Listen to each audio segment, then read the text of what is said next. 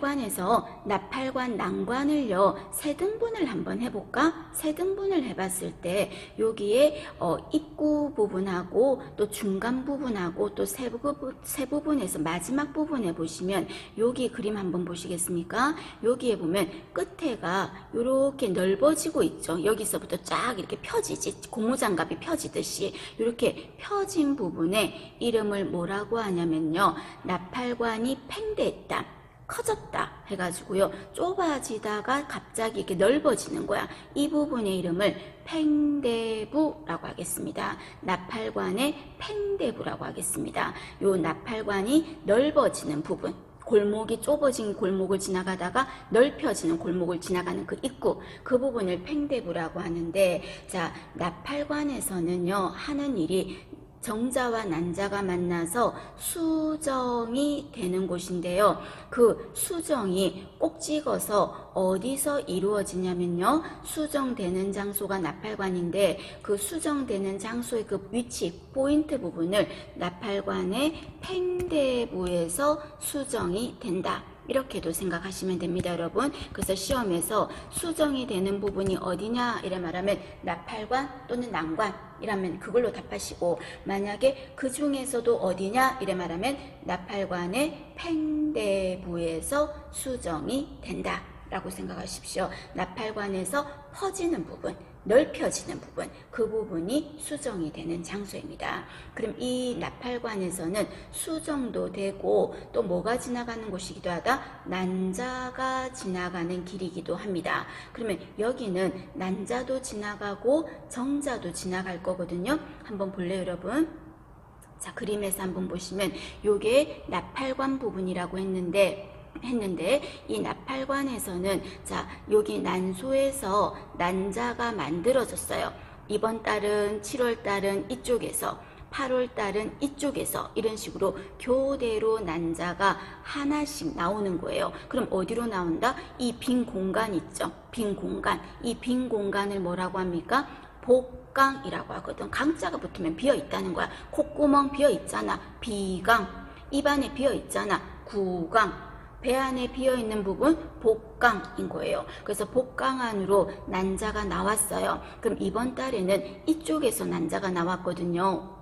오른쪽에서 나왔거든요. 그런데 나팔관의 팽대부 쪽에서 고무장갑처럼 뻗어있지. 그러니까 어떻게 보면 유인한다고 생각하세요. 이쪽으로 난자야 들어와, 난자야 들어와 하고 유인하는 거야. 유인하는데 들어오라고 했는데 이제 이쪽에서 손을 빼물고 있으니까 이쪽으로 안 가겠지. 그럼 이쪽으로 난자가 들어가는 거죠. 그래서 어디에서 기다릴 거냐면요, 수정이 되는 장소 팽대부에서, 여기 있는 팽대부에서 난자가 기다리는 거예요, 여기서. 그러면 정자가 이번 달에 지를 통해서 들어왔어요. 수억 마리가 들어오는 거죠. 들어왔어. 그러면 자궁으로 들어왔어. 그럼 자궁에서 어디로 갈까? 나팔관으로 가겠죠. 정자가 가는 길이기도 하니까. 그러면 정자가 이쪽으로 가는 정자도 있고 이쪽으로 가는 정자도 있겠죠. 그런데 헛방치고 이쪽으로 들어가는 정자는 난자가 이쪽에 없잖아. 이번 달에 여기 나와서 기다리니까 이쪽으로 가는 것들은 의미 없이 죽는 거예요, 쉽게 말해서. 잘못 가가지고. 그럼 이제 이쪽으로 가는 정자 중에서 어디서 난자가 있는 자리에서 딱 합체하는 거죠. 그게 수정이야. 그래서 결론적으로 말하면 나팔관은 어떤 곳이냐, 난관은 어떤 곳이냐면 통로의 역할을 할 겁니다. 무엇의 통로가 된다? 정자가 지나가는 통로, 정자의 통로, 그 다음에 난자의 통로, 그리고 또 수정이 되는 장소, 수정의 장소가 난관 또는 나팔관이라고 하겠습니다. 정자가 지나가는 길, 난자가 지나가는 길, 수정이 되는 장소, 수정난이 이동하는 길. 길이라는 관이라고 하면은 난관, 길입니다. 나팔관 봐주십니다. 자, 그 다음에 밑에 내려가셔가지고요. 그럼 이제 본격적으로 우리가 임신에 대해서 한번 다루어 볼 건데, 임신이 되려면 가장 대표적인 주인공 누가 있어야 됩니까? 정자, 그리고 또 난자 있어야 되겠죠. 그럼 이 정자가 아까 말했잖아요. 어디서 만들어진다? 고환에서 만들어진다 그랬죠. 그런데 고환에서 만들어진 정자가 아직은 피렘이야. 뭐 힘도 없어. 그럼 어디서 얘를 트레이닝을 시킨다? 부고환. 아셔야 되겠죠? 헷갈리면 안 돼. 고환에서 만들어진 것을 부고환에서 성숙시키는 거예요. 그러면 정자는 염색체 수가 여러분 몇 개냐면 23개야. 정자 염색체 수가 몇 개라고요? 23개라고요. 23개 중에서 22개는 여러분 요건 이해하시면 돼요. 막 22 더하기 x 이렇게 외우지 마시고, 자, 22개는 보통 염색체 수고요. 하나가 성 염색체야. 성, 남자아이냐 여자아이냐를 결정하는 성염색체. 그래서 총 23개의 염색체 중에서 보통 염색체는 22개고 하나가 성을 결정하는 염색체인데, 정자에 있는 성염색체는 X가 아니면 Y 둘 중에서 하나예요. X가 있을 수도 있고 어떤 정자에는 Y가 들어있을 수 있다고요. 되셨습니까? 그거 하나 생각하시고요. 그리고 정자는 자궁 안으로 들어왔을 때요. 수명이 얼마를 살 수 있다? 3일, 72시간을 생존할 수 있었어. 그래서 여러분 우리 기억납니까? 공중보건할 때 피임법 할 때도 정자가 3일을 살 수 있으니까 임신 가능 기간을 할 때 어떻게 써요? 정자가 사는 3일 전에부터 임신이 가능하다 그랬던 거. 여러분 평가했던 거 기억나세요? 네, 그거를 떠올리시면 돼요. 정자는 3일을 살 수 있습니다. 자, 그거. 그 다음 이번에는 두 번째 주인공 난자. 자, 난자는 정자가 3일을 사는 거에 비해서요. 난자는 배란이 되었을 때 몇 시간을 산다? 24시간을 살 거야. 24시간을 살 겁니다. 그럼 이 난자는 어디서 만들어져요? 난소에서 만들어지는 거죠. 거저주는 점수 여러분 이런 거 안 받아 먹으시려고 하면은 시험 뭐 안 되는 거죠. 그죠? 책 예쁘게 깨끗하게 보관했다가 다음 시험 봐야 되는 거예요. 그러고 싶진 않잖아. 그래서 난자는 난소에서 만들어집니다. 그리고 난자는요, 특징 중에서 우리가 인체를 구성하는 가장 기본 단위를 뭐라 그럽니까? 세포라고 했죠. 인체를 구성하는 가장 기본 단위 세포. 그 세포 중에서 난자가 가장 커요. 인체 세포 중에서 가장 큰 게 어디다? 난자예요. 난자 세포가 가장 크다고. 그냥 참고로 하나 특징 적어놔 주시고요. 자, 그러면 조금 전 여러분 제가 정자의 염색체 수는 몇 개라 그랬지? 정자 염색체 수 몇 개라 그랬어? 23개라 그랬어요. 그 중에 하나는 성을 결정할 거고, 그러면 난자의 염색체 수는 모두 몇 개입니까? 난자의 염색체 수도 똑같아. 23개야. 그 23개 중에서 똑같아. 보통 염색체는 정자처럼 몇 개다? 22개예요. 그 다음에 난자에도요, 성을 결정하는 성염색체가 하나가 들어있어. 그런데 조금 전에 정자에서 성을 결정하는 염색체는 이것 또는 이거라 그랬죠. X 또는 Y라고 했거든. 그런데 난자에서는 하나밖에 없어요. 똑같아. 하나밖에 없어. X밖에 없어요. X밖에. 되셨습니까? 그게 도대체 무슨 말입니까? 자, 요 밑에 한번 보실까요? 자, 그럼 여러분 생각해봐. 자, 정자와 난자가 합체, 만났어. 수정됐어. 그럼 수정됐으면 봐봐요. 22개 플러스 X 아니면 Y. 그리고 난자는 22개 아니면 X잖아. 그죠? 그럼 이게 만났다는 말은 합체했다는 소리네. 합체. 그러면 합체하면은 합체해보세요 여러분. 여기 있는 거. 그럼 22개 보통 염색체 22개 그리고 난자의 보통 염색체 22개 합체하니까 몇 개야? 44개지. 44개. 44개. 그 다음에 만약에 정자가 X가 있었어. 정자가 X를 가진 염색체가 난자랑 만났어. 그러면 성염색체가 어떻게 돼요? X 되겠지. 여러분 지금 무슨 말인지 아시겠습니까? X 되는 거지. 그러면 이때 44개에다가 성염색체 X가 만나면 어떤 아이가 나온다? 여자아이가 나와요.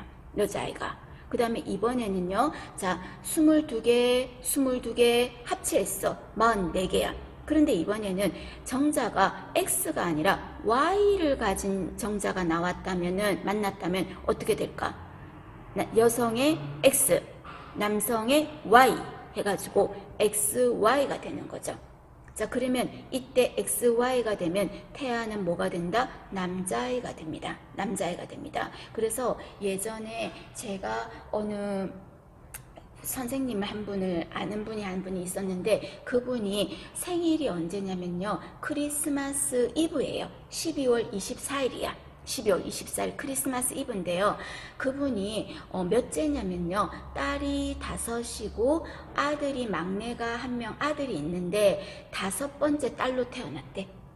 5번째 딸로 태어났대. 그러면 지금 계속 딸로 이루어진 거는 예전에 여러분 왜 그랬어? 아들 낳고 싶어서 그런 거죠. 근데 이분이요, 어머니가 이제 5번째 자기 그 스님이 태어났어요. 태어났는데 아버지가 집에 안 들어오고 바깥에서 전화를 했대요. 왜냐면 첫째도 딸, 둘째도 딸, 셋째도 딸, 넷째도 딸, 이번에 5번째 출산이니까. 그래서 바깥에서 전화를 하셨더래요. 술 한잔 하시고. 그래서 전화를 해가지고는 대뜸 하시는 말이 2글자로 말했대. 뭐냐 이렇게 말했대요. 뭐냐 그랬더니 엄마가 딸이잖아요. 5번째 그 쌤이 딸이니까 아무 말을 못 하시고 그냥 가만히 그냥 대답을 못 했대. 그랬더니 아버지가요 그날 저녁에 술을 이빨 드시고 나서는요 들어오셔가지고는 이제 술에 취해서 그렇겠죠. 술에 취해서 그 포대기에 싼 그 5번째 딸 아기를요 현관 그 문 앞에 대문 앞에 있잖아요. 대문 앞에 놔둬버렸대요.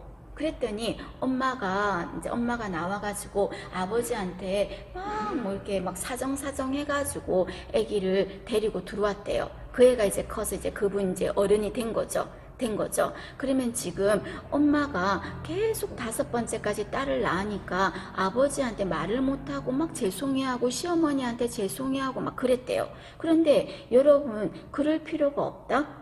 여러분 그럴 필요가 없어. 왜 그러냐면요. 생각해봐라 여러분. 우리가 지금 태아의 성을 결정할 때 자 남자인 정자가 X 아니면 Y인데 남자 걸로 인해서 여자아이가 되냐 남자아이가 되냐를 결정하는 거예요. 여자는 왜? 하나밖에 없으니까. X밖에 없으니까. 그런데 남자 정자가 X를 가진 정자가 들어오면 XX가 돼서 여자아이가 되는 거고 정자에 Y가 들어오면은 XY가 돼서 남자아이가 되는 거거든. 그러니까 결론적으로 말하면요. 태아의 성을 결정하는 것은 뭐가 된다? 정자, 성, 염색체가 되는 겁니다. 정자가 되는 겁니다. 그러니까 쉽게 말해서 엄마가 미안해할 필요가 없다는 거예요. 그래서 예전에 우리 원생분 중에서 이런 유사한 뭔가 좀 억울함이 있었나 봐. 이걸 찍어가가지고 남편분한테 보여줬다고 막 그러더라고요. 그래서 태아의 성을 결정하는 거는 혹시 단답형으로 묻는다면 뭐가 된다? 난자가 아니라 정자의 성 염색체로 결정됩니다. 되셨습니까? 자, 그렇게 하나 이해하시고요. 자, 그 다음에 밑에 보시면 착상이라는 말이 있어요. 착상. 여러분 죄송해요. 월경 볼게요. 월경. 자, 월경. 배라는 여러분, 요거는 중요한데요. 지난번에 공중보건에서도 계속 다루어서 한 번만 읽고 넘어가겠습니다. 자, 배란이라는 말은 난소에서 난자가 나온 거죠. 그래서 성숙남포로부터, 성숙남포라는 건 난자를 싸고 있는 막이라고 생각하세요. 난자를 싸고 있는 막에서 뿅 하고 한 개의 난자가 매월 복강 안에 배 안에 빈 공간에 뿅 하고 나오는 걸 뭐라고 한다? 배란이라고 하죠. 자, 그러면 이 배란은 언제 일어납니까? 하면은 제가 말씀드렸잖아요. 다음 월경전 14일이 제일 정확하지만 사람 몸이 어떻게 컴퓨터 같아. 그래서 14일보다 이틀 정도 빠를 수도 있고 이틀 정도 늦을 수도 있어서 결론은 다음 월경전 12에서 16일 그때가 무슨 시기다? 배란기라고 했었죠. 기억납니까 여러분? 배란기. 이거 여러분 꼭 알아야 돼. 배란기는 다음 월경전 12에서 16일 배란기라 그랬잖아요. 그죠? 그 다음에 여성의 임신 가능 기간, 배란기랑 임신 가능 기간은 달라요. 배란이라는 거는 진짜 난자가 나온 거고 임신 가능 기간은 뭐까지 생각해야 된다? 정자가 자궁에 들어와서 3일을 살 수 있기 때문에 3일 전에 들어온 것까지 생각을 해야 되는 거예요. 3일 전에. 그래서 여성의 임신 가능 기간은 언제다? 12에서 16일이 배란일인데 여기에서 정자가 사는 3일을 거슬러 올라갈 거기 때문에 결론은 다음 월경 전 12에서 19일이 되는 겁니다. 또는 그 말을요, 배란일을 중심으로 전후 4일간 같은 말이야. 그래서 그냥 단답형으로요, 임신 가능 기간이 언제냐 이래 말하면 배란일을 중심으로 전후 4일간이라고 하든 아니면 12에서 19일 그 사이로 하든 생각을 하시면 됩니다. 되셨습니까? 한번 보시고, 그리고 아까 말씀드렸다시피 배란이 되면 세 번째 줄에 기초 체온이 약간 올라간다 했어요. 몇 도 올라가는 건 중요하지 않아. 약간 올라간다. 그건 뭘 뜻한다? 배란이 끝났음을 의미한다 라고 했습니다. 되셨습니까? 자, 그러면 배란기 때 여성의 분비물의 특징이 공중보건할 때 했었죠. 분비물의 특징을 보고 알아보는 피임법을 혹시 뭐라고 그랬냐면은 점액관찰법이라고 했었어요. 점액관찰법. 그러면 이때 분비물이 배란기 때는 어떤 특징을 가지고 있습니까? 하는 겁니다. 자, 여러분, 자, 손 모양으로 말씀해 보세요. 위로 아래로 손 모양으로. 자, 분비물이 많아지면 그러니까 배란기가 되면 분비물, 점액이란 게 분비물이에요. 분비물의 양이 많아지나요? 감소하나요? 배란이 되면 증가한다 라고 했죠. 분비물이 많아야 정자가 자궁을 통해서 질을 통해서 들어올 때 분비물이 많아야 헤엄을 빨리빨리 치지. 미끌미끌해 가지고 뻑뻑하면 잘 못 들어오잖아요. 슉 들어오게 좋으려면 분비물이 많아야 돼. 되셨어요? 증가예요. 증가. 그 다음에 두 번째는 점도라고 적어놨어요. 점도. 여러분, 점도라는 말은 찐득찐득한 거라 그랬죠. 그러면 이때 배란기 때는 정자가 질을 통해서 슉 하고 잘 들어와야 돼. 그런데 점도가 증가했다. 그 말은 무슨 말이죠? 많이 끈끈하다는 거. 찐득찐득한 거예요. 그럼 점도가 감소했다. 이 말은 찐득찐득하지 않고 약간 묽다는 거야. 좀 미끌미끌해 잘 들어올 수 있다는 거예요. 그러면 이때 점도가 증가해서 많이 찐득찐득하면 뭐 우리가 쥐 덫에 딱 걸려가지고 쥐 끈끈이 그죠? 끈끈이 떡떡 붙어가지고 어떻게 정자가 들어오겠어. 그래서 어떡한다? 분비물이 점도가 어떻게 된다고요? 점도는 감소한다 라고 하셔야 됩니다. 점도는 감소합니다. 그래야지 묽어져야 분비물이 미끌미끌미끌해서 거기를 뚫고 나오기가 좋겠죠. 결론, 점액관찰법에서 배란기 때는 분비물의 양이 많아지고 점도는 감소하는 거예요. 그리고 그때 그 분비물을 현미경으로 들여다보면 뾰족뾰족한 고사리 이파리 모양을 하고 있더라. 양치식물 고사리 같은 거 요런 모양을 하고 있더라. 그래서 이런 걸로 피임을 하는 방법을 점액관찰법이라고 했습니다. 되셨습니까? 자꾸 반복하십니다, 여러분. 보실 것.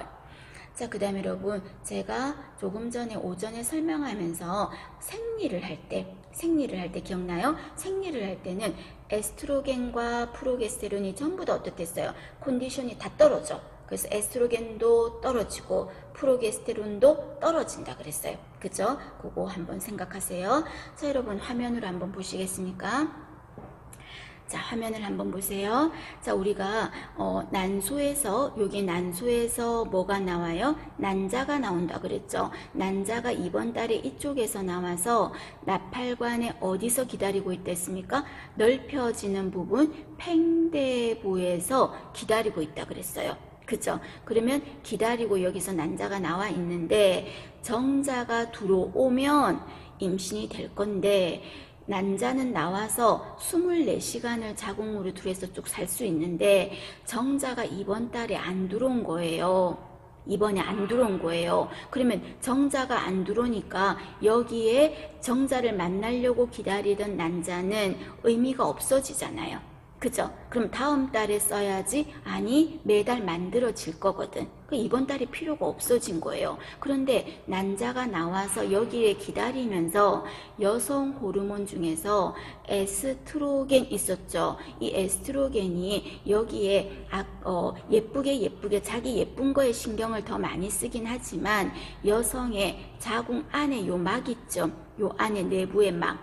요 내부의 막을요 어떻게 하냐면요 소미불을 깔아줄 거야. 소미불을. 그래서 요런 데다가 착상이 잘 되라고 소미불을 이런 데다 막 깔아주는 거예요. 왜냐면 신혼 순정난이 와서 여기 신혼집을 차려야 되니까. 그래서 여기 소미불을 복닥하니 도톰하게 깔아놔줘. 왜? 정자가 들어와서 만나면 여기서 신혼집 차려야 되니까. 그런데 문제는 이번 달에 정자가 들어왔어요? 안 들어왔어요? 안 들어왔다고. 그럼 안 들어오면 여기 소미불 깔아놓은 거 필요해요? 필요 없어? 필요 없지. 다음 달에 쓰면 되잖아요. 다음 달에 또 만들어진다니까. 다음 달에 또 난자 나올 거고 또 에스트로겐이 자궁 내막을 증식할 거라니까요.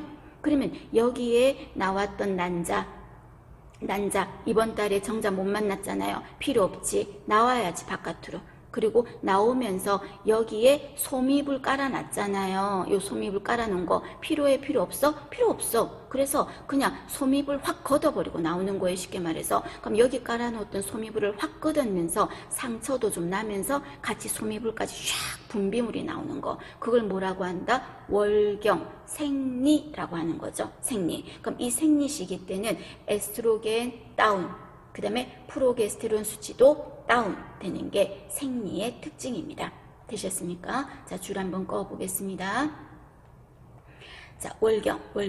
호르몬의 평형이 깨어짐으로써 이때 호르몬은 어떤 상태라고요? 에스트로겐도 떨어지고 그 다음에 프로게스테론 수치도 떨어져서 생리가 일어나는 거죠. 그래서 월경은 에스트로겐과 프로게스테론 수치가 전부 다 떨어졌을 때 발생한다는 거. 떨어졌어요. 그래서 이때 쫙 하고 한꺼번에 다 나올 건데 이때 생리의 양은 숫자는 외우지 마세요. 한 50에서 100cc 정도가 되는데 어쨌든 피가 나오는 거죠. 그럼 이때 이 생리의 혈은 동맥필까요? 정맥필까요? 하고 보기에서 만약에 있다면 동맥혈이 나오겠습니다. 월경일 때 이 피는 혈액은 동맥피가 되겠습니다. 동맥피를 정상적으로 50에서 100cc 정도 흘릴 거다. 나올 거다. 그 말입니다. 그리고 아까 배란기 때는 체온이 약간 어떻게 된댔습니까? 올라간다 그랬죠. 그런데 생리를 할 때는 체온이 약간 어떻게 된다? 떨어진다 라는 거. 우리 기본간호 할 때 바이탈 사인 할 때도 했었습니다. 생리하는 월경기에는 체온이 떨어지고 그 다음에 배란기에는 체온이 약간 올라간다 라는 말. 그리고 이때 출혈의 피는 혈액은 무슨 피다? 동맥피다 하는 거. 같이 봅니다. 자, 그 다음에 5번에 수정이죠. 수정은 뭐가 어려워? 수정은 수정이죠. 말 그대로 합체한 거야. 누가? 정자, 난자가 결합을 한 거죠. 그런데 이 결합이 되는 장소가 결론적으로 수정이 되는 장소가 어디라고 그랬어요? 나팔관이라고 그랬어. 그래서 시험 문제에서 나팔관, 난관이라고 됐으면 그거 답하세요. 그런데 만약에 나팔관에서도 구체적으로 어디냐 이래 말하면 나팔관의 팽대부에서 수정이 이루어지겠습니다. 그럼 조금 전에 난자 염색체 수 몇 개였어? 성염색체까지 포함해서 몇 개였어? 23개. 정자 염색체 수 몇 개였어요? 성염색체 포함해서 23개지. 그러면 합체했어요. 합체했어. 그럼 몇 개야? 46개죠. 그럼 46개라고 해도 되고요. 몇 쌍이냐? 이렇게 만약에 묻는다면 23쌍이라고 해야 되겠죠. 맞죠? 한 켤레, 두 켤레, 양말 한 켤레가 두 짝이잖아. 그거와 똑같은 거죠. 그래서 46개. 또는 수정란의 염색체가 모두 몇 개냐 이래 말하면 46개. 또는 수정란의 염색체 수가 몇 쌍이냐 이래 물으면 23쌍인 거죠. 그래서 46개의 염색체예요. 근데 이 46개의 염색체인데 여기에 염색체가 하나가 더 들어와 있어요. 그래서 결론적으로 염색체 수가 수정란의 염색체가 47개야. 그러면 어떤 아이가 나옵니까? 뭐 얼굴이나 외형이나 이런 게 좀 다 비슷하게 생기지 않았나? 그죠? 그래서 예전 아니고 얼마 전에 우리들의 블루스 거기에서 그죠? 그 정은혜 작가 실제 다운 증후군 배우가 나왔었죠. 그 다운 증후군이 염색체 수가 하나가 더 많아요. 그래서 다운 증후군은 염색체가 다 하나가 많다 이 말이에요. 47개가 되면 다운 증후군이 되는 겁니다. 참고로 생각하시고요. 자, 그 다음에 이번에는 6번에 착상이라는 말이 있죠. 착상. 이제 임신의 원리는 거의 다 끝났습니다, 여러분. 착상입니다. 자, 여러분 봐봐. 착상인데 여기서 착상이라는 거는 자리를 잡는다는 거를 착상이라 그래요. 자리를 잡는다. 그럼 이때 자리를 잡는데 아까 어디서 수정된댔어요? 나팔관의 팽대부에서 수정이 되지. 그럼 수정됐으니까 이제부터는 정자 난자라고 안 하고 뭐라고 하죠? 수정란이라고 하죠. 그럼 이 수정란이 여기서 그냥 자리를 잡으면 나팔관 찢어진다니까? 그죠? 그래서 여기서 수정되고 어떻게 자리를 잡을 수 있는 장소로 가는 거죠. 따라가는 거야. 나팔관 길 따라가는 거야. 그랬을 때 자궁, 태아가 자라는 자궁에서도 아랫부분은 자궁의 경부, 그 다음에 가운데는 체부, 가장 윗부분을 뭐라 그랬어요? 저부라고 했죠. 그런데 자리를 잡으려면 여러분 가파른 언덕이나 이런 데보다는 펑퍼짐한 데가 좋잖아. 그죠? 그래서 이 펑퍼짐한 이 자궁 저부에 여기 도톰하게 소미불까지 깔아놨겠다. 여기 가서 수정란이 자리를 잡는 거죠. 그래서 수정란이 자궁 저부에 가서 자리를 잡는 데 걸리는 시간은요. 참고로 우리 며칠 동안 신혼여행 간다? 일주일 갔다 올 거예요. 그래서 나팔관에서 자궁 저부로 가는 데는 일주일이 걸릴 건데 자궁 저부에 가서 자리를 잡는 그런 현상을 뭐라고 한다? 착상이라고 하겠습니다. 그래서 밑에 보시면 6번 착상은 수정돼서 일주일 정도 걸려서 자궁 저부에 자리를 잡는 거예요. 그래서 착상이 이루어지는 부위가 어디냐 이래 말하면 자궁 저부에 가서 자리를 잡겠습니다. 되셨습니까? 착상입니다. 봐주시고요. 자, 그러면 여러분 기억나? 공중보건할 때 여기 자궁 저부에서 자리를 못 잡게 하려고 요 안으로 해서 기구를 삽입했었죠. 그 피임법이 뭐였습니까? 자궁 내 장치, 다른 말로 루프라고 했죠. 그래서 루프의 피임의 원리는 뭐다? 착상 방지. 그리고 어디에 좋다? 몇 년 동안 일정 기간 삽입할 수가 있으니까 터울 조절에 적합하더라. 기억나요? 루프. 그죠? 그러나 루프는 어떤 경우는 못한다? 골반염이 생길 수 있어. 이물질이 삽입되어 있으니까. 그래서 가장 큰 합병증은 급성, 만성 골반염이다.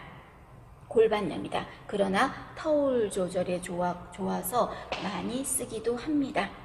되셨죠? 그러나 가장 많이 쓰는 피임법은 뭐였어요? 경구 피임약. 시험 문제에서. 그래서 가장 효과가 뛰어난 게 뭐냐? 경구 피임약. 그럼 경구 피임약의 원리는 뭐였습니까? 난소에서 난자가 뿅 나오는 걸 막겠대. 그걸 두 글자로 배란이라고 했죠. 그래서 경구 피임약의 피임의 원리는 배란 억제. 루프의 원리는 착상 방지. 되셨어요? 기억하셔야 됩니다. 그 부분 잘 봐주셔야 돼요. 자, 그렇게 되고요. 자, 그 다음에 밑에 보시면 이제부터 이제 정자, 난자, 그리고 임신의 해부 생리적인 문제 부분을 다뤘으니까 실제적으로 임신이 되면 어떤 변화가 우리 몸에서 일어납니까? 하는 부분을 좀 언급을 해볼게요. 자, 이 부분도 여러분 시험에 되게 잘 나와요. 되게 잘 나오고 지문에서 여러 가지 보기를 굉장히 많이 다양하게 다룰 겁니다. 다양하게.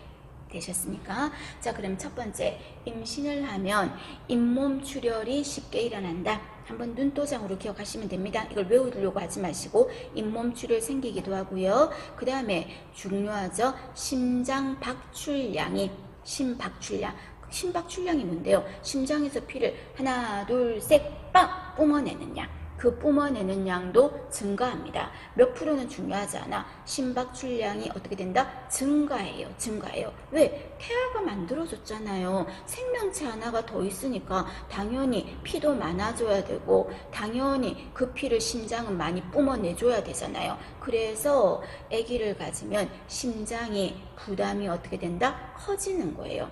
심장이 해야 될 일이 많으니까. 그래서 심장의 부담도 커져서 맥박수도 증가하고요. 심장이 힘들어서 특히 심장질환을 앓고 있는 인부는 잘못하면 위험한 임신이 될 수도 있다는 겁니다. 그 말은 엄마가 죽을 수도 있다는 거죠.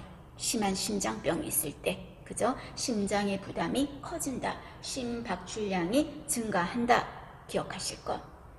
그 다음에 두 번째 질 분비물도 아까 어떻겠어요? 많아진다 그랬지. 그래서 질염이 생긴다 그랬던 거 기억나요? 분비물이 많아져서 질염도 잘 생겨. 그래서 인부에게서 가장 많이 빈발하는 질염이 뭐였더라? 모닐리아 질염이라는 거 있었잖아요. 그죠? 그리고 또 여러분 아까 조금 전에 자궁이 여기 있었어. 중간에 있었어. 자궁 앞에 뭐가 있었지? 방광이 있었어.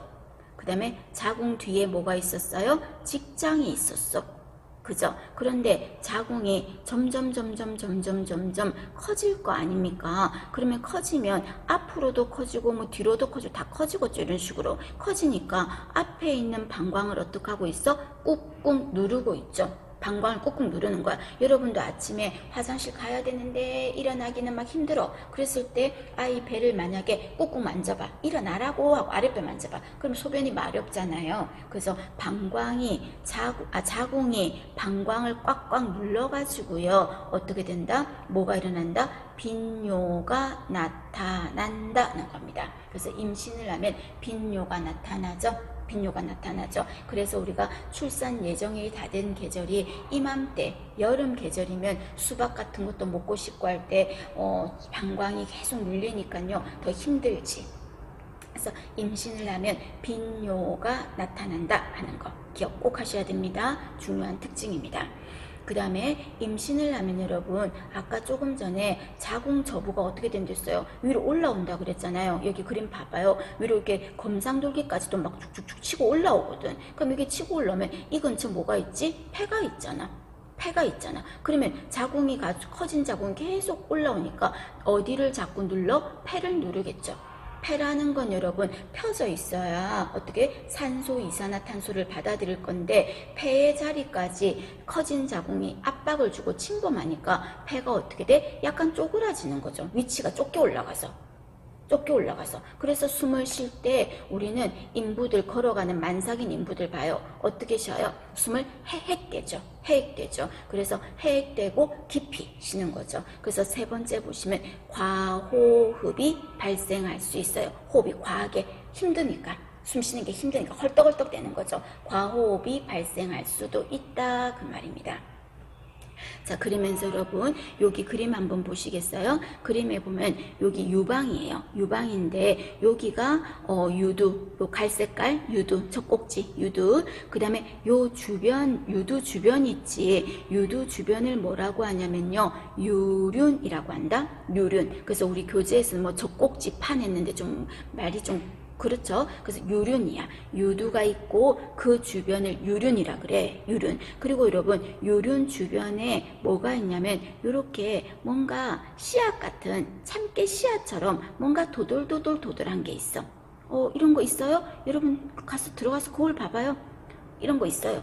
그럼 이런 부분이 뭐냐면요, 몽고메리 결절이라고 합니다. 몽고메리 결절이요. 그럼 이 몽고메리 결절은요, 어떤 거냐면 참깨 씨앗이라고 생각해. 참깨 씨앗.